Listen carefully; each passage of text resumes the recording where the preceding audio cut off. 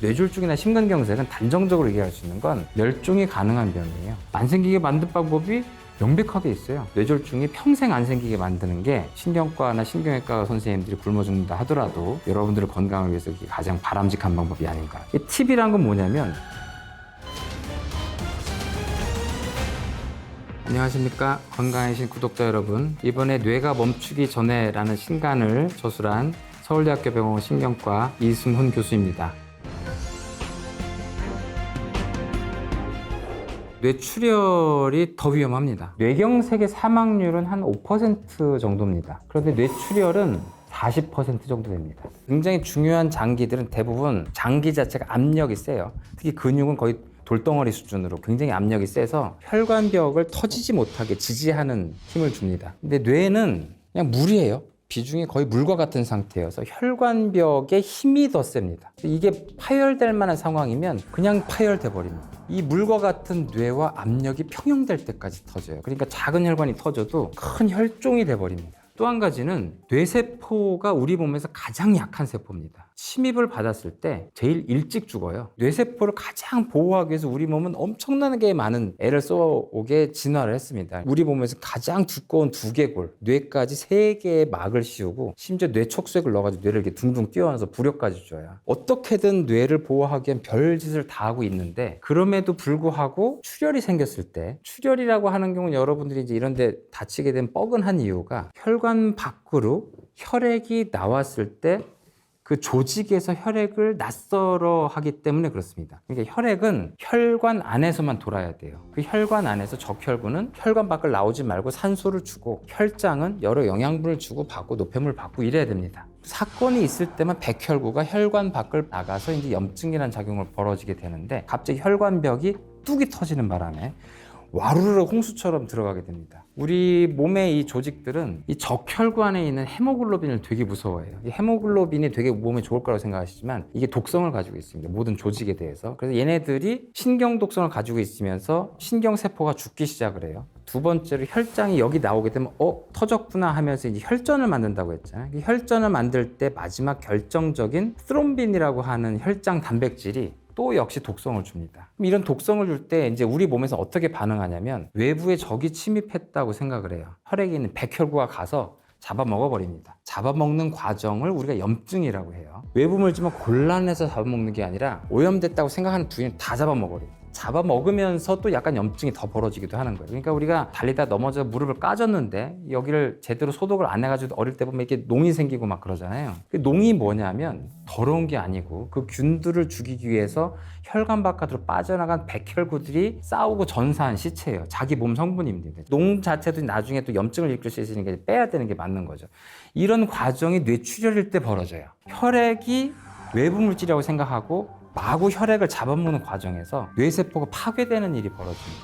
혈액 자체가 퍼져나가는 압력, 물리적인 압력, 혈액 성분에 의한 화학적인 손상, 그걸 지키겠다고 하면서 과잉 반응하는 염증 반응, 이것 때문에 손상이 더 커지게 되는 거예요. 여러분들이 아마 잘 못 들어본 건, 급성 충수염을 개복하거나 복강경으로 빨리 수술해야 되는 이유는 얘들이 터졌을 때 복강이 오염되면서 죽을 수가 있어서 그래요. 그럼 수술할 때 어떻게 하냐, 이미 터진 상태도 올 거 아니에요. 터진 상태이거나 출혈이 된 상태, 그럴 때는 환자분은 수술장에 들어가서 복강을 열고 열심히 씻어냅니다. 혈액 자체가 염증을 크게 일으키기 때문에 혈액을 없애는 게 중요해요. 그리고 터진 부위를 빨리 꿰매고 혈액이 부족한 만큼 수혈해서 채우고, 아주 물리적인 과정들입니다. 터졌으니까 메꾸고 씻어내고 채우고.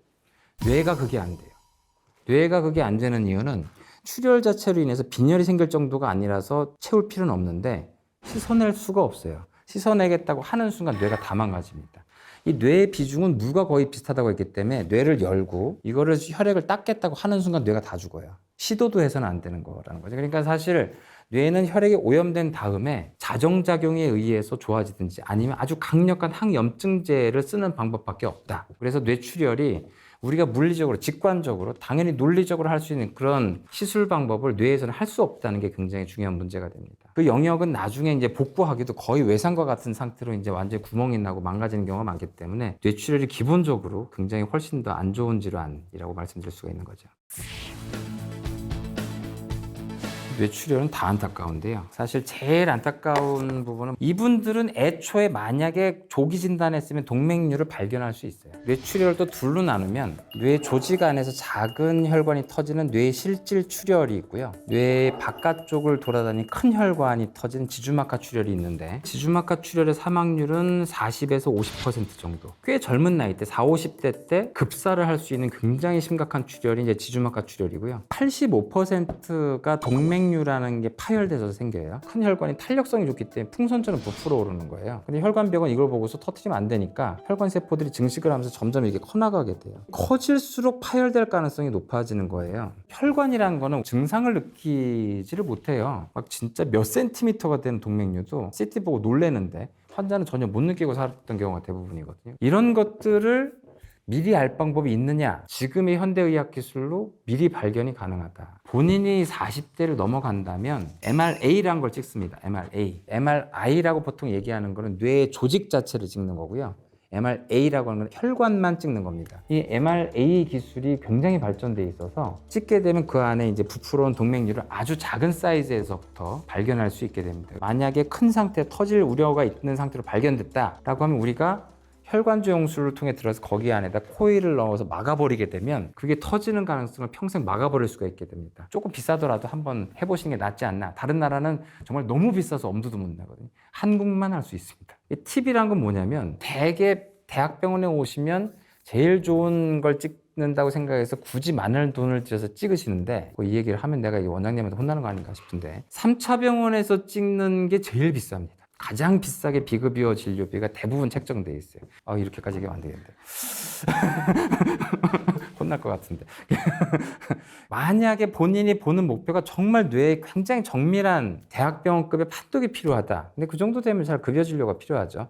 근데 비급여 진료, 난 본인이 머리가 정상에서 한다. 그렇다면 주변에 굉장히 많은 건강검진센터나 MRI 센터를 보셔서 다 물어보시면 됩니다. 얼마냐고. 그리고 한 가지 더 물어본다고 하면 MRI의 장비가 여러분 요 단어 다 아실 텐데 몇 테슬라예요? 이렇게 물어보시면 됩니다. 3테슬라는 굉장히 고자기장이라서 굉장히 해상도가 높은 MRI고 그럼 최고 수준 MRI입니다. 만약에 3테슬라 MRI를 굉장히 싸게 찍는데 그럼 당장 거기 가셔야 되고 1.5테슬라도 굉장히 우수한 MRI이기 때문에 그 정도가 안 되는 이제 중고 장비를 가지고 좀 이렇게 하시는 분들이 있어서 1.5테슬라 이상의 그런 MRI 장비를 저렴하게 주변에서 찍는다. 그러면 40세가 넘으셨다면 한 번쯤 찍으실 필요가 있겠습니다. 안 생기게 만든 방법이 명백하게 있어요. 뇌졸중이 평생 안 생기게 만드는 게 신경과나 신경외과 선생님들이 굶어 죽는다 하더라도 여러분들의 건강을 위해서 그게 가장 바람직한 방법이 아닌가 생각을 합니다. 50대 이후라면 본인의 단계를 정확하게 아셔야 됩니다. 내가 위험요인만 가지고 있고 동맥경화가 안 왔는지, 동맥경화까지 왔는지, 동맥경화까지 왔으면 본인은 뇌졸중 전 단계라고 생각하셔야 돼요. 그때부터 정말 필사적으로 건강생활을 하셔야 됩니다. 이게 왜 생기는지를 이제 아주 간단하게 설명드리면 건강한 혈관이었는데 혈관벽이 상처가 날 수 있는 상황들이 여러 가지가 있습니다. 물리적인 상처는 고혈압이 되겠죠. 혈관벽이 혈압이 높아서 틈새가 벌어진다든지 아니면 화학적인 상처는 잘못된 식이습관이나 담배 같은 게 내겠죠. 독소 같은 게 들어오니까 걔네들이 혈관벽에 가서 상처를 낼 수 있습니다. 상처가 나는 생활습관을 유지하고 있으면 계속 상처가 곳곳에서 날 거 아니에요. 근데 그분이 하필 혈액 안에 성분 중에 콜레스테롤이 많은 분이었어요. 콜레스테롤은 이제 몸에서 굉장히 중요한 성분입니다. 필수 영양 성분이라서 너무 중요하기 때문에 모든 세포가 스스로 만들 줄 알아요. 만들 줄 안다는 얘기는 많이 먹었다면 과잉이 될 수 있다는 거죠. 몸에서 만들 수 있는 것 중에 뭘 통해서 만드냐면 심지어 포도당을 통해서 만들어요. 우리 몸이 그걸 필요하다고 생각하니까 모든 세포가 탄수화물을 통해서 콜레스테롤을 만들어버려요. 근데 제일 많이 만드는 게 간입니다. 간이 왜 많이 만드냐면 콜레스테롤이 필요한 장기들이 있어요. 콜레스테롤 가지고 뭘 만드냐면 성호르몬과 스테로이드 호르몬을 만들어요. 스테로이드 호르몬은 우리 몸을 지키는 호르몬이고 성호르몬은 자손을 만드는 호르몬이에요. 그러니까 우리 몸의 성장과 그다음에 번식, 인간에 있어서 가장 중추적인 호르몬을 만드는 게 콜레스테롤이에요. 그러니까 너무 중요하니까 모든 세포가 만든단 말이죠. 그리고 간은 더 많이 만들어서 혈액에다가 이제 계속 보내줍니다. 그러면 그게 필요한 부신, 난소, 정소가 그걸 받아가지고 이제 만들게 되는 거죠. 근데 밥을 너무 열심히 먹게 되니까 너무 많은 거예요. 얘네들이 이제 안 받을래요. 혈액을 점점 더 많이 돌아다니는 게 이제 고지혈증입니다. 얘네들이 이제 안 필요하니까 간이 이제 그만 만들어야 되겠다고 회수를 해야 되는데 회수 절차가 진화적으로 그렇게 많이 발전되지 않았어요. 아니 남는 적이 있었나? 인류 입장에서 35만 년 동안 모자랐다가 갑자기 한 50년 동안 남는다고 하는 게 이해가 안 되는 거죠. 그래서 잘 회수를 안 하고 계속 혈액을 떠돌게 해요. 혈관이 상처가 났어요. 고혈압이나 이런 걸로 상처가 났어. 그러면 이 콜레스테롤이 왕따처럼 어디서 받아주지 않으니까 거기 가서 박힙니다. 혈관벽에 박힌 콜레스테롤은 왕따예요. 그리고 거긴 대식세포 잡아먹어요. 끝도 없이 잡아먹다가 이 대식세포가 노래지면서 빵 터집니다. 새로 생긴 대식세포 그걸 또 잡아먹고 백혈과 들어와서 여길 또 잡아먹고. 동맥경화는 아주 전형적인 만성염증이에요. 이 과정이 몇 년에 걸쳐서 갑니다. 혈관벽에 콜레스테롤의 덩어리 종괴가 생깁니다. 암처럼. 그리고 점점 자라나요. 이게 죽상경화증입니다. 그러니까 이 죽상경화증이 발전되는 단계는 너무 심각한 사람들은 2, 3년, 대개는 5년에서 한 10년에 걸쳐 서서히 자라나요.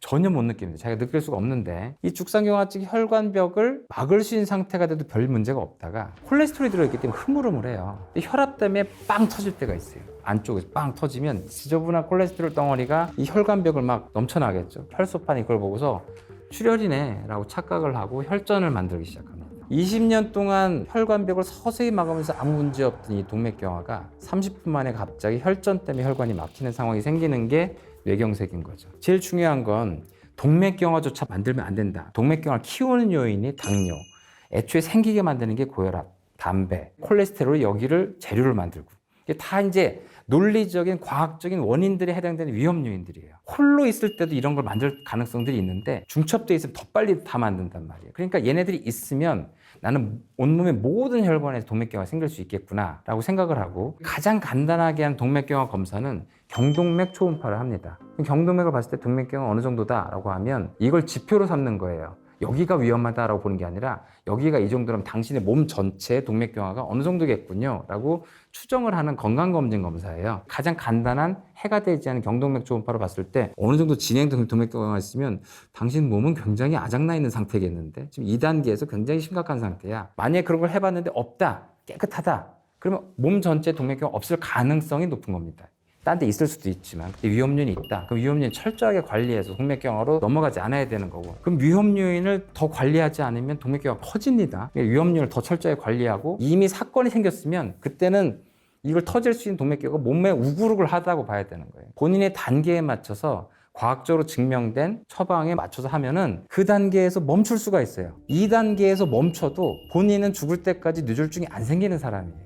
3단계가 되는 순간 불행이 시작되는 거거든요. 심지어 3단계 생겼어도 많이 회복시키면 본인이 이제 그 교훈을 얻고 정상인으로 살아갈 수가 있는 거죠. 제일 좋은 건 지금 20, 30대, 40대일 때 위험 요인이 안 생기게 하거나 위험 요인이 생겼다 하더라도 여러 가지 처치로 아예 혈관에 영향을 안 주게 만들거나, 요게 핵심인 거죠. 그래서 이제 뇌졸중이나 심근경색은 단정적으로 얘기할 수 있는 건 멸종이 가능한 병이에요. 합병증이에요. 얘네들이 혼자서 생기는 병이 아니에요. 위험 요인에 의해서 단계적으로 쌓아오다가 본인이 몰랐는데 어느 순간에 툭 터지듯이 생기는 병이에요. 본인이 몰랐을 뿐이지 그 전에 엄청난 빌드업이 숨겨져 있어요. 그 빌드업을 그 중간에 알게 되면 그 단계에서 막을 수가 있는 거고, 설사 마지막 단계를 하더라도 그 단계에서 멈추게 할 수 있는 방법이 있다. 건강생활 하세요 이렇게 한마디를 하는 건 그게 상식 수준에서 굉장히 여러분들이 알고 있는 거라는 겁니다. 잘 먹어라. 잘 먹으라는 게 많이 먹으라는 뜻이 아니고 골고루 먹으라는 얘기고, 체중 관리 찌지 마라, 빠지지도 마라, 활동해라. 어느 정도 적어도 하루에 1시간 이상 유산소 운동. 무산소 운동 아니다, 유산소 운동. 과격한 운동 아니다. 힘들면 나눠서 해라. 본인의 콜레스테롤과 혈당 1년에 한 번만 재봐라. 만약 이게 걸렸다면 1년에 3개월 내지 6개월 한번 재보면서 정상 수치를 유지하고 있는지를 봐라. 담배 피우면 당장 끊어라. 술은 절주를 해라. 잘 자라. 혈압은 네가 장난감으로 사서 평생 네가 아무 때나 혈압은 너 스스로 관리할 수 있다. 이런 얘기거든요. 이 혈관 질환은 인류 35만 년 역사상 인류가 그렇게 고생한 병이 아니에요. 평균 수명이 40세, 50세 정도밖에 안 됐기 때문에 그 이후에 생기는 병이어서 사실은 그냥 막 살아도 걸리지 않는 병이었단 말이죠. 평균 수명이 80세 넘어가면서 혈관이 이대로 살면 건강하지 않은 나이대로 넘어가는 거거든요. 그래서 본인의 건강한 혈관 상태를 더 연장하고 싶다면 젊었을 때 그 혈관들에 대한 대비를 하셔야 되는데, 그 방법들이 여러분들이 상식 수준에서 알고 있는 것에서 그렇게 벗어나지 않는다라고 볼 수 있겠습니다. 사실은 전조증상의 의미는 그 혈관이 막혔다가 굉장히 운 좋게 풀린 거예요. 전조증상의 굉장히 위험성은 그 이후에 뇌졸중이 바로 또 발생할 수 있다는 거거든요. 근데 문제는 이게 의사도 판단하기 힘든 경우가 많아서 많은 방송들이나 유튜브 클립들에 대해서 잘못된 정보가 정말 많습니다. 그런 잘못된 정보들의 대표적인 게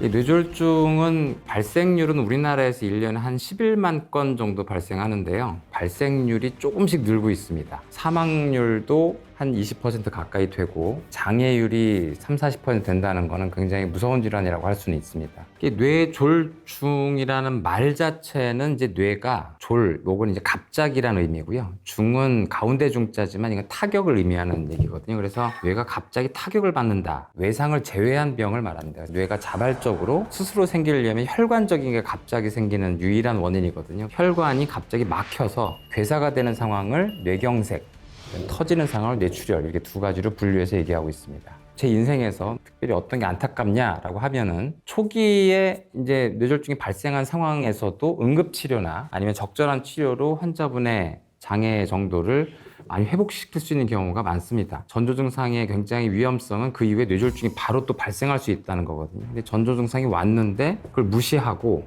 그대로 계시다가 아니면 그대로 이제 별거 아니겠거니 하고서 주무시다가 아침에 완전히 반신마비가 돼서 오시게 된 환자분들이 꽤 많습니다. 심지어 제 지인도 있고요. 만약 그때 주무시지 않고 병원에 저희들이 적극적인 치료만 했다면 초기에 완전히 환자분의 상태를 되돌릴 수 있었는데 장애가 그대로 이제 고정이 된 상태로 한 1, 2년간 굉장히 고생을 하신 분이 있었고요. 이 골든 아워의 정확한 의미는 결정적인 치료가 있다는 거예요. 환자가 지금 뇌졸중이 돼서 신경학적 손상까지 왔지만 당신에게 지금 완전히 정상으로 돌아갈 수 있는 아주 결정적인 치료가 있습니다.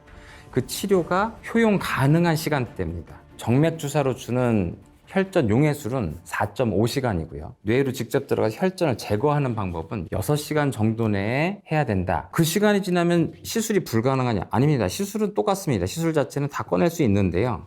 뇌세포가 죽어가서 그렇습니다. 우리 몸의 이제 모든 세포는 심각하게 죽으면 흉터로 바뀌거나 이제 재생이 되지 않죠. 어느 정도 손상이 됐을 때는 위벽세포나 피부세포, 간세포 같은 경우는 거의 완벽하게 회복이 됩니다. 특히 간 같은 경우는 70%가 손상이 돼도 원래대로 돌아가요. 뇌는 전혀 없다고 보시면 됩니다. 아주 미미하게 있는데 그건 학술적인 수준이고요. 그 정도를 기대해서 뇌에 재생력이 있다고 생각하시면 안 되고 어릴 때 태어날 때 뇌세포가 내 머리 안에 평생 가는 뇌세포라고 생각하셔야 되고 태어날 때 1살일 때가 뇌세포가 가장 빵빵할 때입니다. 살면서 점점 줄어들어가요. 계속 노화되면서 줄어들어가는데 뇌경색이나 뇌출혈이 오게 되면 한순간에 뇌세포가 와장창 죽어나가는데 이 세포들이 워낙 하는 일이 많기 때문에 자기 스스로를 지키는 힘이 굉장히 약합니다. 30초 내지 1분만 혈류가 끊어져도 바로 죽기 시작을 하거든요. 근데 얘네들이 재생이 안 되기 때문에 결국 이게 흉터로 바뀌게도 그렇단 말입니다. 그러니까 뇌에 혈류가 안 들어가면 혈류가 가장 안 들어가는 센터, 코어 부위라고 하는데 거기는 완전히 죽어버리고요. 그러면서 이제 혈류가 덜 들어가는 반음형 부위라고 하는 부위들이 있습니다. 이 부분이 이게 이제 치료 타겟이 되는데 점점 이 부위가 혈관이 막혀있을 때 점점 확장돼 나갑니다. 그래서 6시간 지나고 나면 그 혈류 영역이 다 죽어버려요. 혈전을 제거해도 세포가 다 죽었기 때문에 우리가 주는 게 아무 의미가 없어집니다. 그래서 6시간이라는 골든아워가 있다는 의미가 6시간째까지 가기만 하면 치료를 할 수 있겠구나 그 뜻이 아니고요. 빠를수록 좋다는 얘기입니다. 일찍 와서 일찍 할수록 완전 회복될 찬스가 높아지니까 특히 뇌경색에 있어서는 6시간 내에 도달할 수 있는 병원이 있다면 어떻게든 빨리 본인의 인생을 걸고 빨리 도달을 하셔야 된다라고 생각하시면 되겠습니다.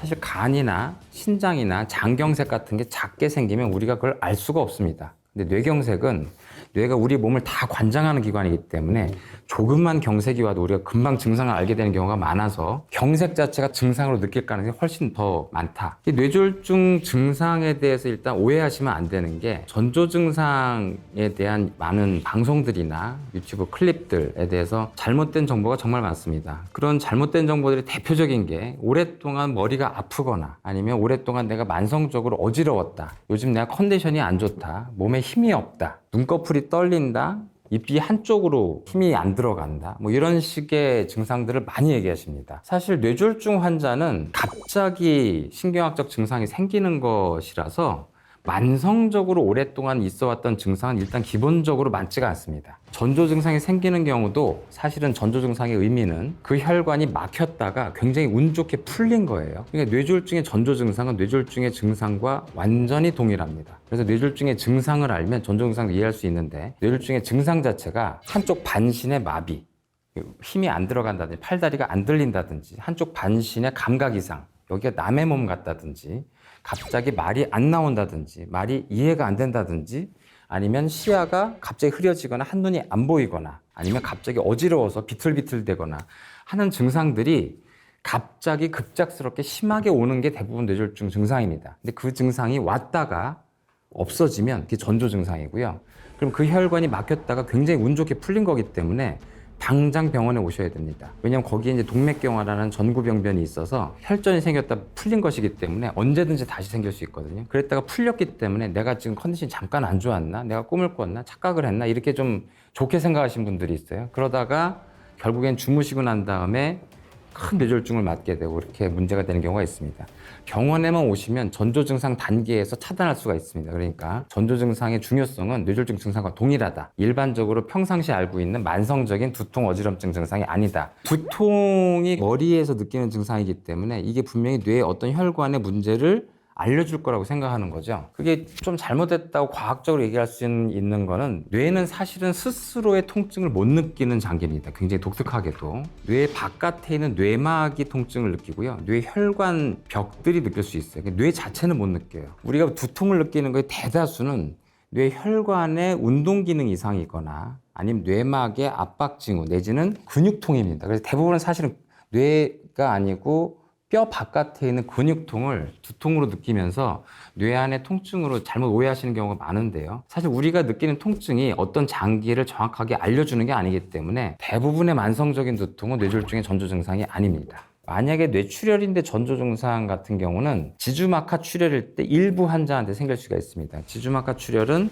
큰 혈관에 동맥류가 있을 때 이게 파열이 됐을 때 생기는데요. 이게 더 큰 출혈이니까 심각한데 어떻게 전조 증상이 있을 수 있냐? 동맥류의 파열이 아주 미세하게 생기는 환자들이 일부 있습니다. 그게 터졌을 때 사망률이 거의 50%인데 살아남은 사람들이 얘기하는 거는 자기 인생에서 느껴보지 못한 두통을 느끼는데 자기가 머리를 도끼로 맞은 줄 알았다라고 꽝 하고 생기기 때문에 너무 심해서 생기는 순간 의식을 잃는 경우가 다반사고 병원에 죽어서 오는 경우도 다반사고 그렇습니다. 그러니까 이게 사람이 느낄 수 있는 갑작스러운 병 중에 가장 처절하고 참담한 병인데요. 꽝 하는 두통을 느꼈다가 풀리지 하게 되면 지주막하 출혈의 동맥류의 일부 파열을 의심해야 되는 경우도 있습니다. 근데 문제는 이게 의사도 판단하기 힘든 경우가 많아서 두통 자체를 전조 증상으로 느끼는 경우가 굉장히 좀 드물다거나 진단하기 어려운 경우가 많아요. 그러다 보니까 이게 두통을 전조 증상으로 얘기를 해버리게 되면 온갖 이제 예민한 분들의 만성 두통을 자기가 이제 전조 증상으로 생각하시는 분들이 많아서 이제 두통이 그 뇌졸중의 증상이 아니다라고 제가 좀 강변을 하긴 하는데 일반인들한테서 다 보는 것보다 평상시 자기가 CT나 MRI를 찍었었는데 동맥류가 있었던 사람에 한해서 좀 더 그렇게 심각하게 생각하실 필요가 있겠습니다. 다른 증상이 없는데 이명만 들리는 걸 뇌졸중으로 의심하실 필요는 없고요. 극히 일부에서 맞기 때문에 대부분은 틀린 얘기입니다. 그러니까 귀에서 소리가 나는 걸 이제 의학적으로 이명이라고 하고요. 이명이 생기는 원리는 대부분 노인성 난청입니다. 그러니까 40대 넘어가면서부터 귀가 이제 높은 톤의 소리에서부터 점차 이제 우리가 잘 안 들리기 시작하거든요. 그럼 이 청각세포가 본인이 평상시 하던 일을 잘 못하기 때문에 더 과발현되면서 더 들으려고 노력을 하다가 생기는 게 이명입니다. 나이가 들면서 지금 청각세포가 조금 노화되고 있구나라는 신호로 뭐 두두두두 하는 소리가 들린다든지 삐 하는 소리가 이런 게 들릴 수가 있어요. 안 들리던 게 들리는 거기 때문에 이게 뇌의 문제가 아니겠냐 생각하시지만 대다수의 경우에는 노화성 난청의 전조 증상 정도이기 때문에 다른 증상이 없는데 이명만 들리는 걸 뇌졸중으로 의심하실 필요는 없고요. 환자가 어지럼증이 갑자기 생겼는데 귀가 안 들린다든지 갑작스럽게 이상한 이명이 들린다든지 그런 경우에 일부 뇌졸중 증상인 경우가 있습니다.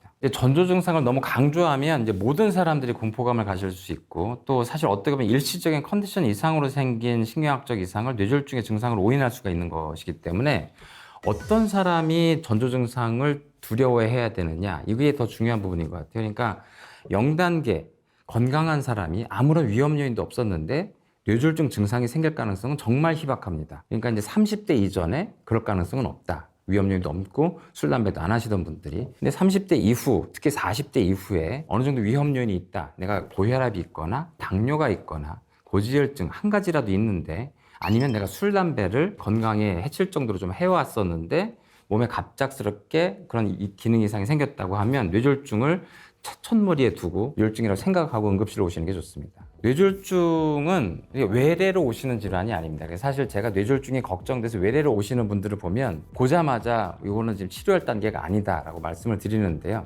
뇌졸중을 치료할 수 있는 시기 자체가 발생하고 그날 끝납니다. 환자분의 예후를 그날 다 끝낼 수가 있어요. 그러니까 골든아워라고 하는 시간 대개 6시간 이내이기 때문에 환자분이 지금 마비가 온 증상이 확실하다 하면은 지금은 병원을 선별해서 가실 때가 아니고 당장 이 응급치료가 가능한 병원의 응급실로 빨리 가셔야 합니다. 뇌경색이건 뇌출혈이건 일단 환자가 발생할 때 본인이라면 사실은 대처하기 어려운 부분이 있을 테고, 이제 목격자거나 보호자라면 본인의 부모님이나 이제 이런 분이 갑자기 대답이 없어서 가보니까 이제 몸을 한쪽을 못 가누고 낑낑대고 계시거나 아니면 전혀 대화가 갑자기 되지 않거나 누워서 의식은 있는데 뭐 약간 멍한 사람처럼 보이거나 뭐 이런 상태가 되면 다 이제 뇌졸중을 의심을 하시는 게 좋습니다. 갑작스럽게 생겼기 때문에. 근데 그런 상황에서 이제 뭐라도 해주겠다는 생각으로 되게 하시는 게 갑자기 하지도 않던 이제 바늘을 가져서 손을 딴다든지 우황청심환 같은 걸 찾아가지고 입에 먹인다든지 아니면 팔다리를 마구 주무른다든지 하십니다. 팔다리는 정말 많이 주무르시는데요. 제가 말씀드린 이 세 가지가 아무런 도움이 되지 않습니다. 오히려 약간 해가 될 수도 있고요. 환자분이 현재 뇌졸중이 생겼을 때의 현재 상황은 뇌세포가 죽은 거예요. 팔다리가 죽은 게 아니고. 그리고 뇌세포가 죽은 것 때문에 이제 구음장애 내지는 삼킴장애가 생길 수도 있습니다. 그래서 환자분이 이제 여기 있는 침 같은 게 기도로 흡인될 수가 있어요. 환자분한테 뭘 먹이는 거는 식도로 들어가는 게 아니라 기도로 들어가는 거를 유발할 수도 있습니다. 그래서 우황청심원을 제대로 삼키지 못하고 기도로 들어가서 흡인성 폐렴이라는 합병증을 유발시킬 수 있습니다. 환자분한테 손가락을 따는 행위 같은 경우는 손발이 망가진 게 아니고 뇌가 망가져서 손발이 못 움직이는 상태거든요. 여기에 피를 나게 하는 게 아무런 도움도 안 되고 감염의 우려만 있습니다. 팔다리를 주무르는 것도 마찬가지죠. 팔다리 혈액이 안 도는 게 아니라 뇌가 안 도는 거거든요. 그러니까 이런 행동 등은 과학적으로 아무 근거가 없고 전혀 도움이 되지 않습니다. 도움이 되는 걸 굳이 해야 되겠다 하면 첫 번째로 1번은 바로 119를 먼저 전화하셔야 되고요. 119를 전화하게 되면 서울 기준으로 본인 집에 그 119가 도달하는 시간이 평균 5.4분입니다. 과거에는 이제 부모님과 이제 이렇게 대면 살다가 마침 이제 부모님이 쓰러져서 이제 그때 최대한 효도를 하겠다는 생각으로 그날 일생일대 효심을 발휘해서 뭐 자가용도 몰고 와서 이제 뭐 어떻게든 어머님을 이렇게 하시는 경우가 있는데 다 오히려 방해가 되는 행동들입니다. 그러니까 119 전화하는 게 제일 먼저고, 두 번째로는 속을 개워낼 것 같은 그런 행동을 하시게 되면 고개만 이렇게 살짝 돌려놓고 가만히 기다리시면 됩니다. 그거 외에는 아무것도 하지 않으시는 게 좋으세요. 어떤 행동도 해가 되니까. 그래서 기본적으로 해야 될 구급 처치는 구급대원들이 다 알고 있기 때문에 그건 하시는 게 좋고요. 다만 한 가지, 워낙 요즘 이제 심폐소생술의 중요성이 많이 부각되고 있는데, 심폐소생술을 해야 되는 상황들은 환자분이 멀쩡하다가 갑작스럽게 가슴을 부여잡고 쓰러지거나 의식을 잃게 됩니다. 독특하게는 심장이 문제가 됐으면 심장이 아프다고 하고 가만히 있을 것 같고, 뇌졸중이 생기면 의식이 없을 것 같잖아요. 이게 거꾸로예요. 심장이 멈추면 의식이 없어지고요. 뇌졸중 환자는 대부분 의식이 있습니다. 그러니까 심장이 멈추게 되면 심장이 갑자기 안 뛰기 때문에 뇌로 아무런 혈류가 가지 않으면서 뇌 전체가 갑자기 기능을 하지 않으면서 환자는 급작스럽게 의식을 잃거든요. 그러니까 환자가 멀쩡한데 갑자기 의식을 잃었다. 그러면 숨 쉬는 것과 무관하게 심폐소생술을 해야 됩니다. 그건 1번이고, 환자가 의식이 분명히 있는데 뭔가 이상하다. 그럼 뇌졸중을 의심해야 되는 게 맞아요. 그때는 심폐소생술을 하는 것보다 일단 119를 전화하는 게 좋습니다. 심폐소생술의 이제 전체적인 교육 과정들이 많이 변해왔는데요. 뭐 예전에는 심장을 압박을 하다가 호흡을 하고 그러는데 지금은 다 규정이 바뀐 게 호흡 신경 쓰지 말고 압박만 빠른 속도로 1초에 한 번씩 하라고 지금 되어 있습니다. 왜냐하면 그 결과를 봤더니 숨을 쉬게 한다고 하는 것 자체가 별로 도움이 안 되고 실제 심장 압박하기 훨씬 더 도움이 됐더라라는 것 때문에 심폐소생술 관련된 것도 변화해 온 거죠. 근데 심폐소생술을 어떤 사람한테 해야 되느냐, 어떤 사람은 하면 안 되느냐, 이거는 사실은 의학적으로는 조금 있는데요. 일반인들한테 얘기하기에 굉장히 안 좋은 겁니다. 왜냐하면 피해야 되는 경우 때문에 해야 되는 경우를 놓치는 경우가 더 많아서 사실은 잘못했다 하더라도 그거를 우리가 잘못했다고 얘기를 하지 않습니다. 그리고 대다수의 경우에 우리가 통계를 해놓고 보면 잘못한 경우에도 잘못되는 경우가 별로 없어요. 그래서 심폐소생술을 해야 되겠다는 상황이 생각이 들면 그냥 하시는 게 낫습니다. 대다수의 어떤 경우냐, 환자가 갑자기 쓰러졌는데 본인이 의식이 없다, 내지는 완전히 경련을 하는 것처럼 약간 발작을 한다 해도 됩니다. 환자가 본인이 의사를 표현할 수 있고 약간 반대쪽으로 움직일 수 있는데 뭐 뇌졸중 의심되는 상황이죠. 그때는 사실 하실 필요가 없는데 심폐소생술은 그 당시 그 행동이 환자를 살리는 행동이기 때문에 급작스럽게 뭔가 문제가 생긴 사람이 주변에 있으면 일단 심폐소생술을 하도록 저희들이 추천하는 게 맞다고 생각을 합니다. 뇌졸중이 발생될 때까지 생각보다 많이 산 넘고 물 건너는 상황들이 있다. 아주 건강하고 멀쩡한 사람이 아닌 밤중에 홍두깨처럼 생기는 병이 아니다라는 걸 좀 말씀드리고 싶어서 그렇습니다. 책을 낸 거에서도 좀 설명을 드립니다만 건강에 있어서 뇌혈관 질환을 단계별로 나눌 수가 있어요. 건강한 사람을 0단계, 그 다음에 위험 요인이 있는 사람을 1단계, 동맥경화가까지 생긴 사람을 2단계, 그 다음에 마지막으로 심장질환이나 뇌졸중이 온 사람을 3단계 이렇게 표현을 하거든요. 0단계, 1단계, 2단계, 3단계에 거쳐서 와서야 비로소 뇌졸중이 생긴다는 건 본인이 뇌졸중을 생기게 하려고 본인은 몰랐지만 적어도 5년에서 한 20년간 발생시키기 위한 노력을 해왔다는 거거든요. 그 꾸준한 노력을 권총으로 따지면 장전이라고 볼 수 있습니다. 그럼 장전을 한 거를 병리학적으로, 과학적으로 어느 단계냐? 혈관에 동맥경화가 생긴 상태입니다. 이 동맥경화는 멀쩡한 혈관에 동맥경화란 병이 오는 게 아니고요. 고혈압과 당뇨와 고지혈증, 술, 담배를 정말 지독하게도 관리 안 하셨을 때 혈관들이 못 버티고 생기는 흉터 같은 것들이거든요. 그러다 보니까 혈관 안쪽 벽이 그렇게 변성이 됐을 때 드디어 이제 뇌졸중을 하기 위한 권총으로 따지면 장전을 했다. 제가 이렇게 표현을 합니다. 그럼 장전을 한 상태에서 방아쇠를 당겨야만 발사가 되는 거니까 방아쇠만 안 당기면 되겠네. 그렇습니다. 동맥경화가 있다 하더라도 평생 동맥경화에서 끝날 수도 있어요. 이 동맥경화가 어느 한순간에 갑자기 혈관 안쪽 벽이 파열이 되거나 아니면 바깥으로 파열되거나 혈관 안쪽 벽에서 혈전이 생기거나 하는 상황들이 생기는 게 방아쇠를 당기는 겁니다.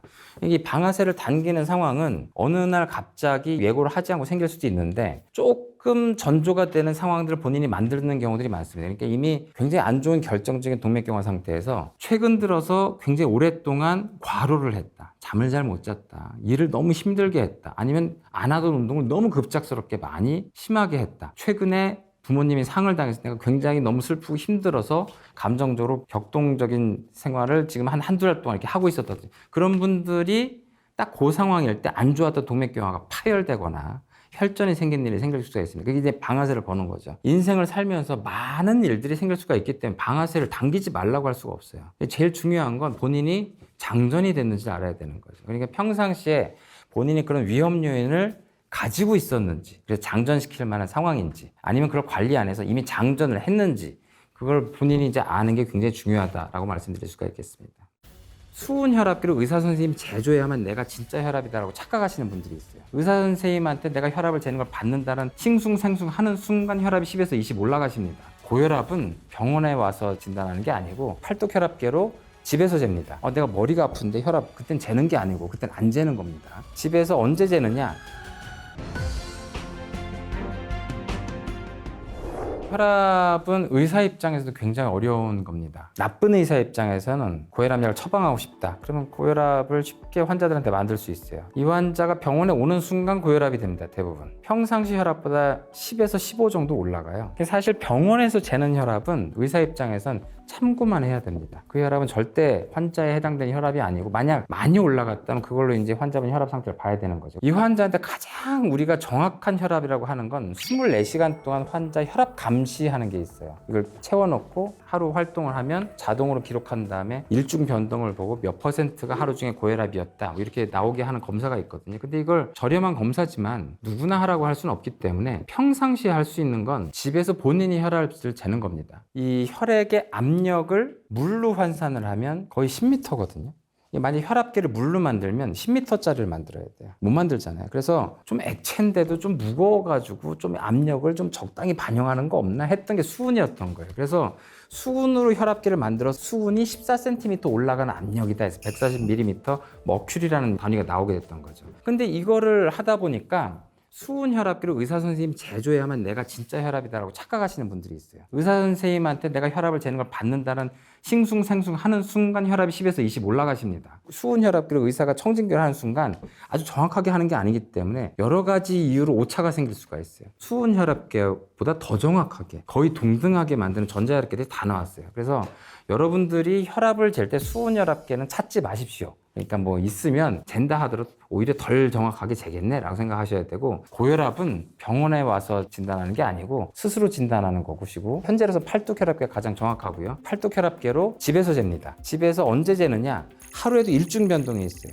오전이 높습니다. 아침에 일어나서 활동할 때가 높고 의외로 활동하다가 오후에 떨어져요. 그래서 오후에만 재면 본인의 고혈압을 모를 가능성이 높아요. 그래서 오전에 재는 게 좋습니다. 근데 오전에 막 바쁘고 막 활동하다가 재면은 또 이제 활동 때문에 올라간 혈압을 고혈압으로 착각할 수가 있거든요. 오전 중에 한 10분 정도는 편안하게 있을 수 있는 상태. 우리가 고혈압의 기준은 레스팅 혈압이라고 해요. 안정시 혈압이라고 해요. 그러니까 아프지도 않고 불편한 데도 없고 힘들지 않은 상황에서 재는 혈압이 140에 90을 넘어갈 때 고혈압이라고 하는 거예요. 내가 머리가 아픈데 혈압, 그땐 재는 게 아니고 그땐 안 재는 겁니다.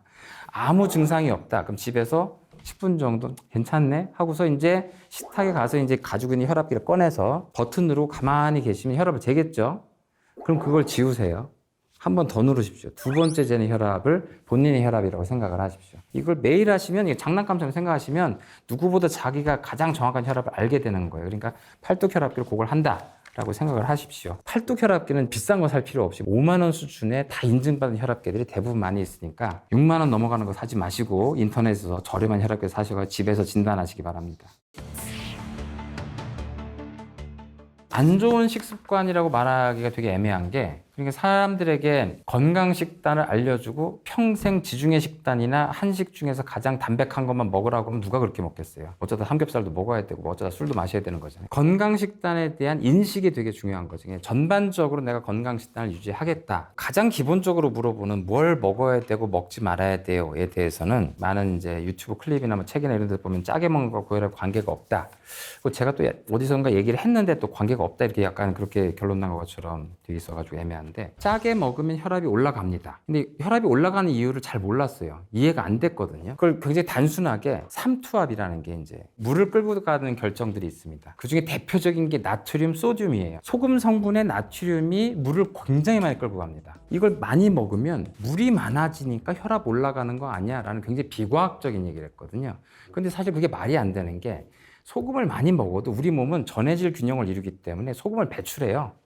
다 배출합니다. 실제 혈액을 재보면 나트륨, 소듐 농도는 아주 일정하게 유지되어 있어요. 전혀 변화가 없습니다. 1도 올라가기 어려워요. 짜게 먹는다 하더라도 정상인에서는요. 이것 자체가 혈장량이 늘어나서 혈압이 올라가는 게 아니고, 많은 분석들을 통해서 짜게 먹거나 여러 가지 하게 되면 교감신경계가 항진이 됩니다. 교감신경계라는 우리가 fight or flight response라고 해서 호랑이를 보거나 이제 여기가 불이 났다고 생각했을 때 여러분들의 반응입니다. 내가 죽을지도 모른다, 도망가야 된다. 그랬을 때 여러분 이제 없던 힘이 생기죠. 그 당시 여러분들의 혈압은 뭐 200을 넘을 거예요. 심장 박동 뭐 150을 넘을 거고, 그 당시는 아주 급격하게 올라가게 되는데, 짠 음식을 먹거나 매운 음식을 먹거나 그런 자극적인 음식을 먹으면 몸에서는 싸우자는 건가 이렇게 생각을 하게 됩니다. 그래서 교감신경이 항진되면서 약간 혈압이 올라가요. 근데 그걸 계속 하게 되면 교감신경계가 오랫동안 항진되게 되겠죠. 기능적 고혈압으로 가는 거예요. 살이 찌고 짜게 계속 먹고 하면 기능적 고혈압 상태 오래 갈 거 아니에요? 그러다 보면 혈관이 결국엔 변성이 되겠죠. 기질적 고혈압으로 넘어가게 됩니다. 그러니까 짜게 먹으면 고혈압이 된다라는 건 사실은 그 한 번 먹었을 때는 문제가 안 되고 몸의 균형을 다 맞출 수가 있는데, 지속적으로 짜게 먹게 되면 교감신경계 항진으로 인해서 기능적 고혈압 상태에 들어가게 되고, 그런 생활을 유지하게 되면 결국엔 기질적 고혈압으로 가게 될 가능성이 높다. 그게 짠 음식뿐 아니고 단 음식도 마찬가지고요. 매운 음식도 그렇고 뜨거운 음식도 마찬가지고, 자극적인 음식을 먹을 때 내가 혈압에 부담이 되는구나 라고 생각하실 필요가 있고, 근데 그보다 더 안 좋은 건 비만이에요. 그냥 가만히 생각해보면 당연히 혈압이 올라가게 됩니다. 심장 근육이 동일한 사이즈일 때 여러분들이 비만이 되면 더 많은 살에다가 혈액을 줘야 돼요. 심장 입장에서는 더 많은 혈액을 짜야 되는데 혈액량은 그렇게 많이 들지 않거든요. 물론 심근벽도 좀 두꺼워지긴 하지만 몸이 살찌는 걸 따라가지 못합니다. 그럼 결국에는 어떻게 하냐면 더 빨리 뛰고 더 높은 혈압을 유지해야 더 많은 혈액을 순환시킬 수가 있게 되는 거예요. 살이 찌게 되면 기본적으로 혈압과 맥박수는 올라가게 돼 있어요. 10월, 11월이 돼도 막 반팔을 입고 다녀야 되고 땀을 많이 흘리고, 그런 게 대사 기능이 굉장히 항진되어 있거든요. 기본적으로 이렇게 대상이 항진되어 있는 건 혈압도 올라가고 맥박수도 올라가 있는 상태입니다. 이런 상태는 기본적으로 심장의 수명을 갉아먹게 됩니다. 우리가 평생 뛸 수 있는 심박수는 정해져 있다고 할 정도로 그 신생아들 굉장히 빨리 뛰게 되죠. 나이가 들면 점점 줄어들게 됩니다. 살이 쪄서 혈압이 많이 올라가네 맥박수가 올라가게 되는 건 기본적으로 대사 기능이 굉장히 항진되면서 본인의 수명을 갉아먹는 상황들이 생기게 됩니다. 오랫동안 잘못된 식습관으로 결국 이제 비만이 오게 되고 대사증후군이라고 혈관이라고 말하는 굉장히 높은 콜레스테롤 고지혈증 상태였다든지 뭐 이런 상태일 때 훨씬 더 빠른 속도로 혈관벽이 동맥경화 쪽으로 가게 됩니다. 가장 혈압을 빠른 속도로 조절할 수 있는 건 본인이 비만이다 하면 살을 빼셔야 됩니다. 적어도 50대 이전, 40대 이전 분들한테 비만 때문에 혈압이 높으신 분들에게는 약보다 이제 당장 살을 빼시면 고혈압과 당뇨가 없어진다라고 말씀을 드리게 되죠. 이 뇌졸중 환자가 되면 약간 좀 다른 문제가 됩니다. 그러니까 극단적인 식이요법을 하게 만들 수 있는 사람도 있지만 대부분 다 건강 상태가 많이 안 좋아지시고 위험 요인도 많아지시고 하기 때문에 60 넘어가고 70 넘어간 분들한테는 이미 뭐 적용할 수가 없는 부분이거든요. 약이 조절할 수 있는 혈압이나 당뇨 이런 것들이 훨씬 더 강력하기 때문에 일단 약물로 어느 정도 조절을 하고 환자분들한테는 살이 찌지 않을 정도의 운동과 본인이 이제 골고루 들을 수 있는 식단 그리고 너무 자극적인 음식은 먹지 말라 그 정도로 우리가 많이 얘기를 하게 됩니다.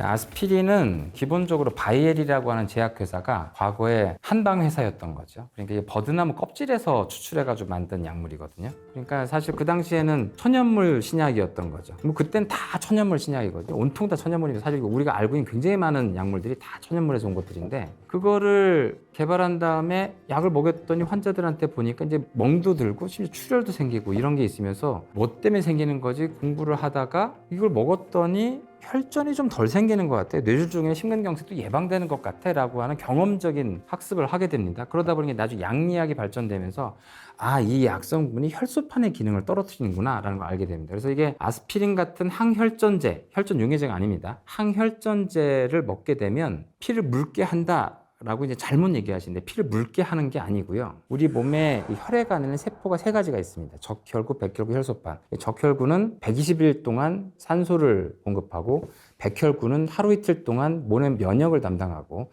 혈소판은 한 일주일 동안 몸의 혈전 형성을 담당합니다. 혈전 형성은 언제 하는 거냐면 혈관이 터졌을 때, 출혈이 생겼을 때 거기를 몸 던져서 막는 거예요. 얘네들이 몸빵으로 막는 애들이거든요. 터졌다는 신호만 생기면 아주 그냥 깨알같이 들어가서 이 혈관을 막는 역할을 해요. 그런데 혈전이 생기는데 출혈이 아닌 경우가 심근경색, 뇌졸중에서 생기는 거죠. 동맥경화 때문에 여기가 파열됐는데 이 안쪽이 패이면서 혈소판이 이걸 보고 착각을 해요.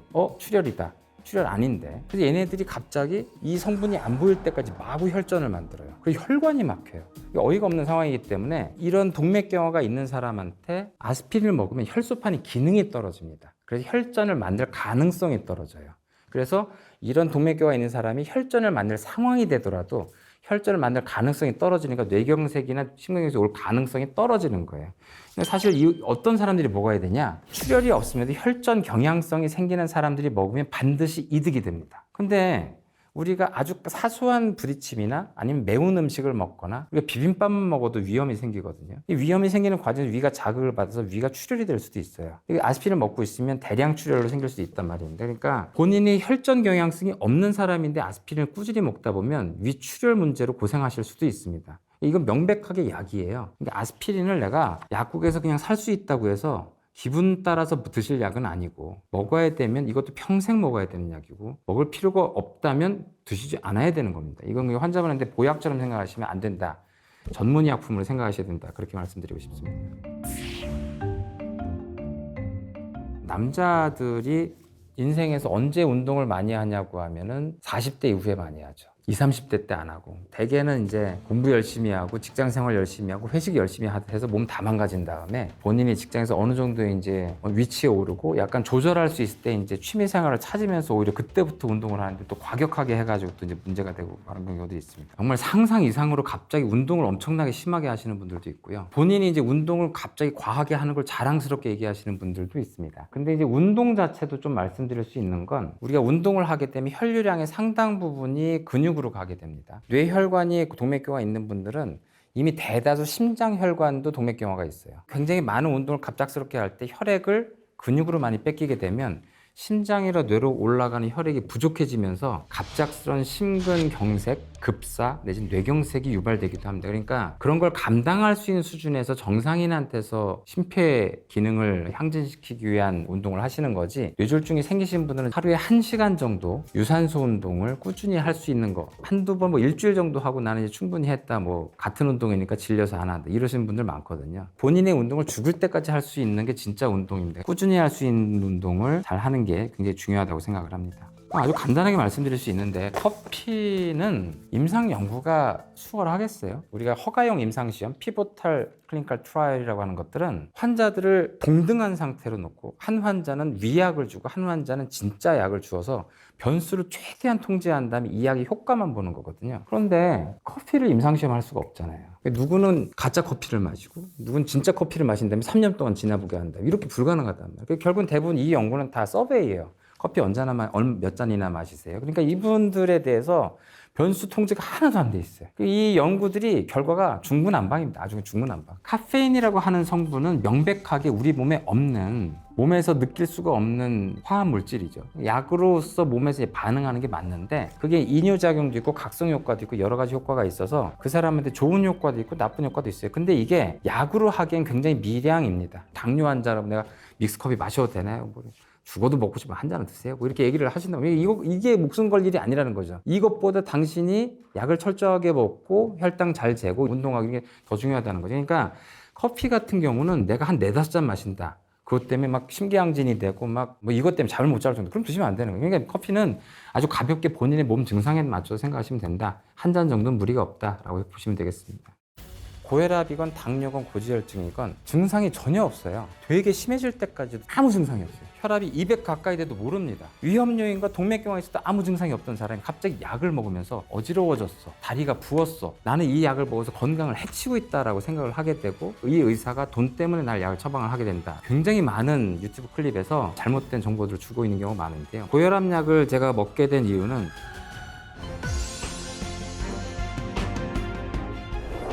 약을 먹으면 나 평생 먹어야 되는 거 아닌가요? 어떻게 보면은 인과율이 잘못된 얘기입니다. 원인이 없는데 약을 먹어서 약을 한 번 먹으면 평생 먹는다. 이게 틀린 말이고요. 그러니까 원인이 있어서 약을 먹게 됐는데 원인이 없어지지 않으면 계속 먹어야 됩니다. 이런 식의 고혈압이 생기시는 분들은 20대부터 고혈압이 있습니다. 20대, 30대도 이미 혈압이 높아요. 근데 그 당시 혈관은 굉장히 튼튼합니다. 우리 몸에서 가장 전성기 몸 상태이기 때문에 혈압이 올라가는 상황, 비만이나 아니면 굉장히 짜게 먹고 운동 잘 안 하고 뭐 이런 상황이라 하더라도 이 혈압은 기능적 고혈압 상태예요. 몸이 필요해서 혈압이 올라갔는데 자꾸 그럴 일이 하루 중에 많다 보니 계속 혈압이 올라가 있어요. 그럼 이런 분들이 혈압약을 먹으면 혈압이 떨어집니다. 근데 이분이 만약 건강 생활을 다시 해서 체중을 좀 빼고 이러면 약을 안 써야 됩니다. 안 쓰게 돼요, 저절로. 근데 이분이 만약에 이런 생활을 계속해서 40살, 50살까지 같은 생활을 유지한다. 그러면 이 혈관벽이 기질적인 변화가 생깁니다. 여기들이 변성이 돼요. 기능적 고혈압이었는데 40대, 50대 넘어가면 얘네들이 망가지기 시작해요. 딱딱해집니다. 이때는 환자분이 아무리 건강생활로 돌아가도 고혈압으로 그냥 가게 됩니다. 이때는 약을 끊을 수가 없어요.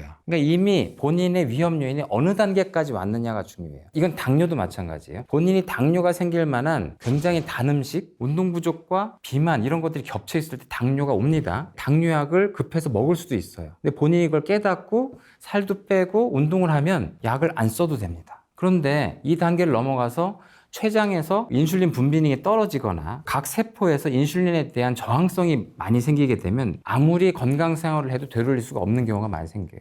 그래서 그 단계에선 약을 시작해도 약을 끊을 수가 없습니다. 너무 건강을 신경 쓰지 않다가 이미 기질적인 고혈압이나 기질적인 당뇨인 상태에서 병원을 오시는 거예요. 그래서 환자분을 건강 생활을 했는데도 안 돼. 그래서 약을 먹였어요. 약을 먹으면 나 평생 먹어야 되는 거 아닌가요? 이건 당신이 지금 평생 먹어야 될 단계로 들어왔습니다라는 뜻이에요. 인과율이 잘못됐다는 얘기입니다.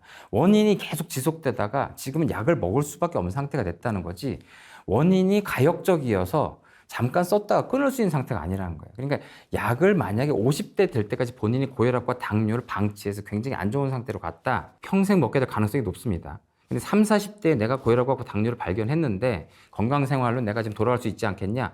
돌아갈 가능성이 매우 높습니다. 고혈압약을 제가 먹게 된 이유는 저희 쪽의 외가가 아주 전형적인 심뇌혈관 질환 패밀리예요. 거의 외가 쪽 모든 어르신들이 심장질환, 고혈압, 당뇨, 뇌졸중으로 다 이른 나이에 돌아가셨고요. 그래서 저는 이제 어릴 때부터 외가 쪽을 더 그 유전적인 소인을 많이 받았다고 생각하기 때문에 필수적으로 오겠구나라고 이제 각오를 하고 있었고, 나이 한 30 넘어가면서부터 혈압을 자주 재기 시작을 했고, 140에 90을 넘어가는 게 자꾸 이제 밑으로 떨어지지 않으면 약을 먹는 게 좋은데, 저는 이제 140에 90을 넘어가기도 하고 130에 80을 넘어가는 상황들이 많아지면서 약을 복용하면서 지내야 되겠다고 생각을 했습니다. 혈압이라는 게 그 자체로 혈관에 나쁜 부분을 주긴 하지만 제일 나쁜 건 우리 몸의 가장 연약한 혈관인 뇌혈관 때문에 그렇습니다. 그러니까 뇌혈관은 우리 인생 동안에 높은 고혈압 상태일 동안 계속 상처를 받아요. 인생 중에 높은 혈압이 있다 하더라도 난 정상으로 돌아갔으니까 이제 과거 높았던 건 없어, 이게 아니고요. 높은 기간 동안 상처를 받습니다. 정상 혈압을 계속 유지할수록 정상적인 뇌혈관 상태를 유지할 가능성이 높은 거예요. 높은 혈압이라 하더라도 빠른 속도로 교정하는 게 좋습니다.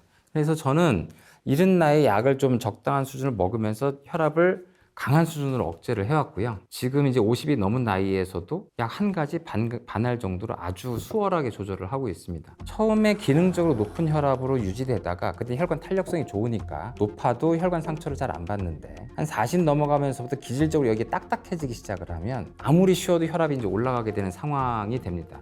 이걸 치료를 늦게 하면 할수록 혈관이 딱딱해지는 경화성 변화가 점점 더 심해져요. 즉 늦게 치료할수록 혈압약이 점점 더 많아집니다. 이른 시기 치료할수록 혈압약이 아주 간편하게 끝나요. 이건 당뇨도 마찬가지고, 고혈압과 당뇨를 초기에 이른 시기에 잘 조정하는 게 오히려 평생 적은 약을 고혈압이 없는 상태와 당뇨가 없는 상태를 유지할 수 있는 비결이 됩니다. 그러니까 약에 대한 반감이 왜 생기냐면요, 영양제라고 하는 것들이 사실은 약효가 검증돼 있냐 하면은 약효가 있을 수도 있지만 테스트한 적이 없다가 정확합니다. 이 영양제는 기본적으로 임상시험을 거의 하지 않습니다. 왜냐하면 영양제 성분은 음식에서 먹을 수 있는 성분이에요. 일부 정상인들한테 이걸 적게 먹을지도 몰라, 비타민 A가 결핍이 될지도 몰라, B, C가 결핍이 될지도 몰라 해서 음식물의 일부 성분을 농축한 거예요. 정상인에 가까운 사람들은 영양제를 먹어도 됩니다. 본인이 할 수 있는 사치품 같은 거죠. 가방이 필요하면 사치품 가방을 쓰는 거는 본인의 선택이잖아요. 본인이 더 큰 건강을 바라기 위해서 먹는다 라고 하면 먹어도 됩니다. 대부분의 경우 돈만 아까운데. 근데 약이란 건 뭐냐면 세상에 없던 새로운 화합물질을 만든 거예요. 경험해보지 못한 아주 황당하지만 확실한 의학 효과를 위해서 하는 것이고, 영양제는 우리가 음식으로 많이 먹어오던 거를 혹시 더 부족할지 몰라서 농축해서 주는 거야. 약값도 다른 신약에 비해서 저렴하고 이미 과거에 이미 허가돼 있고 하기 때문에 이걸 수천억을 들여서 임상시험을 할 리가 없죠. 음식물의 일부 성분이다 보니까 안전해서 그냥 세상에 많이 풀려 있어요. 풀려 있다 보니까 장사꾼들이 많이 가지고 있게 되죠. 그럼 장사꾼들은 이걸 어떻게 팔아야 되느냐? 선전을 해야 됩니다. 그러다 보니까 이 영양분 성분을 과장 광고하거나 허용된 범위 내에서 굉장한 효과가 있는 것처럼 얘기할 수밖에 없게 되고, 우리가 오히려 보험 기준에 들어간 치료 약물들은 한국 내 기준으로 선전을 할 수가 없습니다. 여러분들이 제가 쓰는 약들을 방송 광고로 본 적이 없잖아요. 미국은 방송 광고를 합니다. 이런 보험 약품들을 다 광고를 해요. 일반인들도 저는 어떤 스타틴을 먹고 싶습니다, 이런 약을 의사들한테 할 수가 있어요. 다 광고에서 봤기 때문에. 근데 우리는 안 합니다. 환자들이 접할 수가 없죠. 오히려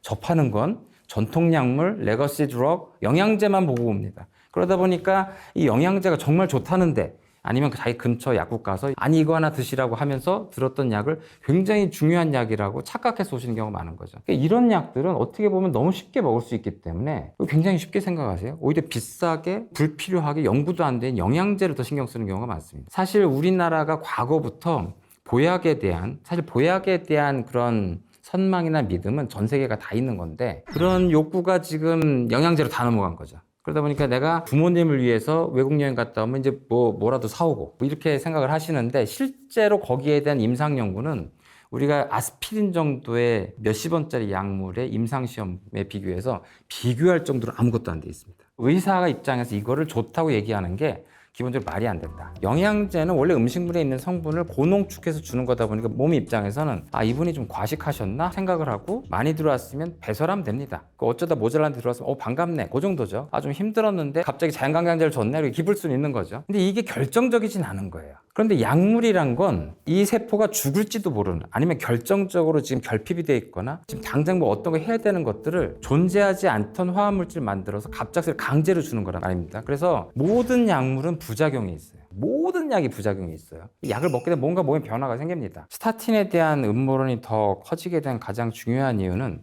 고혈압이건 당뇨건 고지혈증이건 증상이 전혀 없어요.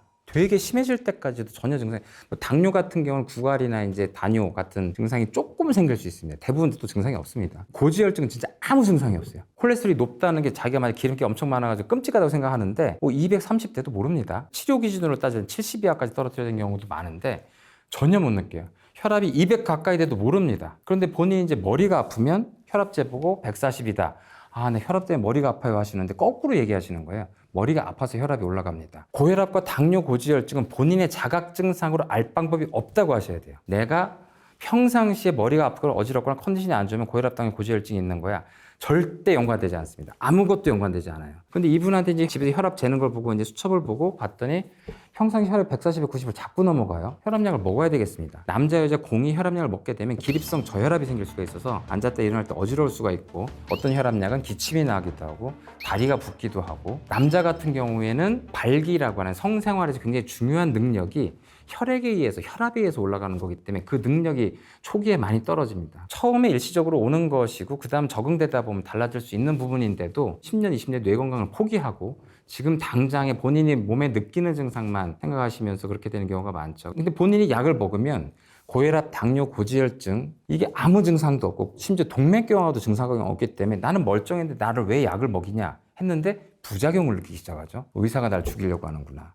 그러니까 난 이 약을 먹으면서 몸이 안 좋아지는 걸 느끼고 있어. 자기는 몸이 멀쩡했는데 갑자기 검사를 했더니 되게 안 좋다고 하고 나 위험하다고 하고 그래서 약을 먹였는데 그 약 때문에 내가 힘들어. 그 약을 거부하게 되는 거죠. 약이라는 게 난 부작용이 없는 약을 다오. 그런 약은 없습니다. 모든 약은 부작용이 있어요. 그게 이제 환자분한테 감당할 수 있게 줘야 되는 거죠. 그 예전에 파라켈수스라는 연금술사가 있었는데 굉장히 유명한 명언을 남긴 게 있습니다. 제약이나 양리학에서 굉장히 중요한 명언인데 세상에 독은 없다. 용량이 독과 약을 결정한다.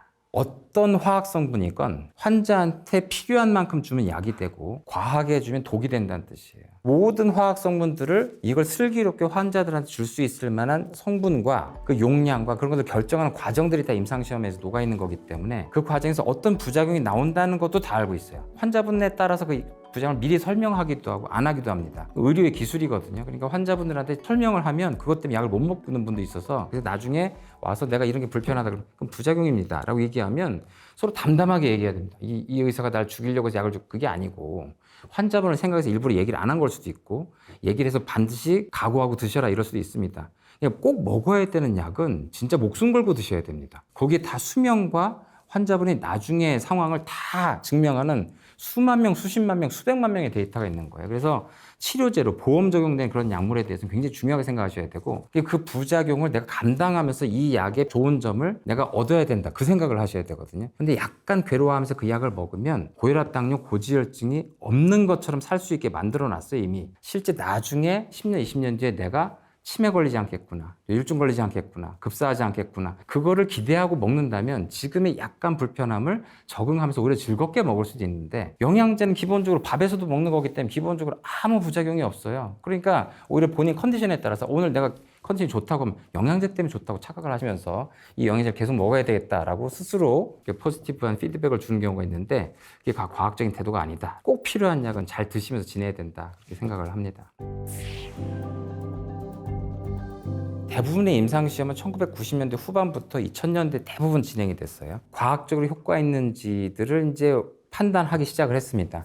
근데 그 과정에서 이제 규제기관이 이제 당근으로 줄 수 있는 건 그 전 단계 이 식약을 허가 받을 때까지 적어도 수백억에서 수천억, 뭐 조 단위까지도 넘어갑니다. 이 비용을 제약회사는 전혀 소득이 없는 상태로 지금 투자를 해왔기 때문에 허가를 받은 다음엔 제약회사가 허가를 받은 범위 내에서 최선을 다해서 여기에 대한 장사를 하게 됩니다. 의사 입장에서는 환자와 제약회사 가운데 중재자로서 최첨단 의학 지식을 완전히 다 준비한 상태에서 줘야 될 약과 안 줘야 될 약, 적당히 줘야 될 이런 것들을 잘 해야 되는 거죠. 하지만 일부 몰지각한 의사들이나 잘못된 뭐 리베이트, 로비 여러 가지 등등에 의해서 실제 약물이 남용되거나 과용되거나 하는 게 전 세계적인 문제이기도 합니다. 하지만 그게 우리나라가 제일 문제예요. 이게 왜 그런 문제가 생기냐면 서유럽권은 기본적으로 의료보험이 환자가 병원에 갔을 때 돈을 내지 않습니다. 물론 이제 진료가 워낙 늦게 오래 걸린다는 단점들이 있게 되고, 미국 같은 경우는 사보험으로 돼 있어서 사보험을 평상시 얼마나 많이 내느냐에 따라 결정이 나긴 하지만, 일단 그 사보험을 들고 있으면 아무튼 미국에서도 병원에 갔을 때 대부분의 돈을 내지 않습니다. 물론 이제 치료에 따라서 비용을 더 내게 되는 경우들이 생기긴 하죠. 기본적으로 환자가 정말 결정적인 뇌졸중 같은 병이 와서 일단 병원에 왔다. 그러면 서유럽권이나 미국에서는 돈을 내지 않고 나옵니다. 그러면 의사는 자기가 줄 수 있는 범위 내에서 다 확실한 처방을 하겠죠. 근데 우리나라는 기본적으로 보험이 할인보험이에요. 병원을 가면 반드시 돈을 내야 됩니다. 보험 수가라는 게 환자가 자기 부담금이라는 게 반드시 있어요. 그리고 행위별 수가제라고 해서 의사가 여러 행위를 할수록 더 많은 돈을 벌게 돼요. 그러니까 의사가 환자한테 약을 더 많이 줄수록 여러 행위를 할수록 의사가 이익을 얻게 되는 그런 허점 같은 것들이 있습니다. 근데 물론 이것도 장점은 있는 게 워낙 행위별 수가제로 돼 있지만 우리나라는 워낙 저수가제여서 이거 다 모아봤자 아까 말씀드린 미국의 이런 거에 비할 바도 안 되거든요. 미국이나 서유럽 같은 경우는 환자들한테 돈을 받는 게 아니기 때문에 어차피 어떤 치료를 하든 자기가 소신 있게 치료를 하면 돼요. 근데 우리나라는 환자한테 어떤 치료를 하는 것들이 본인한테 더 이득이 갈 수 있는 상황도 생길 수가 있고, 그러다 보니까 더 취약하게 되죠. 그러다 보니까 이제 제약회사의 로비나 이런 걸 받아서 약을 더 처방하는 상황이 생긴다고 안 할 수가 없습니다. 그리고 실제 2000년대 임상시험과 함께 증거를 가진 약들이 마구 쏟아져 나오면서 의사 입장에서 오히려 당당하게 그 약을 쓸 수 있는 상황이 된 거죠. 다만 그 약을 먹어야 되는 사람이 그 약을 처방받는 건 전혀 문제가 되지 않는데, 뇌졸중 환자는 무조건 약을 먹어야 되는데, 아니면 뇌졸중이 굉장히 위험한 사람은, 동맥경화가 심한 사람은 먹어야 되는데 증거가 애매한 환자들도 있습니다. 위험 요인만 갖고 있는 사람들은 어느 정도 적극적으로 할 거냐? 이 환자들은 사실은 정상인으로 갈 수 있게 건강생활을 유도하고 약을 적게 쓰는 게 중요한 방법인데, 이게 워낙 박리담회처럼 외래를 이제 3분기를 하다 보니까 60명, 70명을 얘기할 수가 없고, 환자들 입장에서도 약을 받고 가는 걸 원하기도 하고 하다 보니까 편리하게 약이 자꾸 처방되는 경우가 있어요. 약이 점점 또 과다하게 처방되면서 그걸 먹고 아까 말씀드린 약을 먹게 되면 부작용이 생깁니다. 이게 부작용이 없는 약을 다 먹어야 된다. 그건 잘못된 생각이라는 거예요. 모든 약이 부작용이 있어요. 위험 요인과 동맥경화에 있어도 아무 증상이 없던 사람이 갑자기 약을 먹으면서 내 몸이 안 좋아졌어, 어지러워졌어, 다리가 부었어, 기침이 나, 이런 증상이 생기면 나는 이 약을 먹어서 건강을 해치고 있다라고 생각을 하게 되고, 이 의사가 돈 때문에 날 약을 처방을 하게 된다라는 생각을 사로잡히게 되고, 우리나라처럼 이게 아주 그 소셜 커뮤니티나 음모론 같은 게 찌라시나 유튜브 클립이 하나 나오게 되면 다 오염되기 때문에, 그런 것 때문에 이제 굉장히 심각하게 오염된 약물이 대표적으로 스타틴이 되겠습니다. 이 스타틴 같은 경우는 지금도 굉장히 많은 유튜브 클립에서 굉장히 많이 잘못된 정보들을 주고 있는 경우가 많은데요. 특히 스타틴을 먹지 마라 이런 경우가 있는데, 제가 얘기하는 건 모든 사람이 스타틴을 먹으라는 게 아닙니다. 스타틴은 굉장한 약입니다. 부작용이 있어요. 근데 이걸 먹어야 되는 사람은 목숨 걸고 먹어야 됩니다. 안 그러면 자기 수명이 깎이고 반드시 심근경색이나 뇌졸중이 오게 돼요. 그런데 스타틴을 먹을 필요가 없는 사람들이 과잉진료로 스타틴을 먹게 되면서 거기에 대한 부작용을 느끼면서 그 부작용이 사실 감당할 수 있을 만한 부작용임에도 불구하고 본인의 공포감으로 이 약을 준 의사가 잘못되고 제약회사에 음모가 있다, 이런 식으로 퍼져나가게 됩니다. 사실 정상인이나 약간 위험률이 약간인 사람들 그런 약을 줄 때는 더 조심해서 줘야 됩니다. 그런데 남용되는 게 분명히 잘못되는 부분이 있는 거고요. 본인이 만약에 환자라면 남용을 생각할 단계가 아니고 어떻게든 약을 먹어서 이 다음의 위기를 막아야 된다 생각을 하셔야 되는 거고, 본인이 진짜 지금 현재 몸 혈관 건강 상태가 굉장히 정상인이거나 가벼운 수준이다, 그렇다면 약을 의사와 여러 가지 밀당을 하면서 대화를 하시면서 약을 슬기롭게 드시는 게 중요하다라고 볼 수 있겠습니다.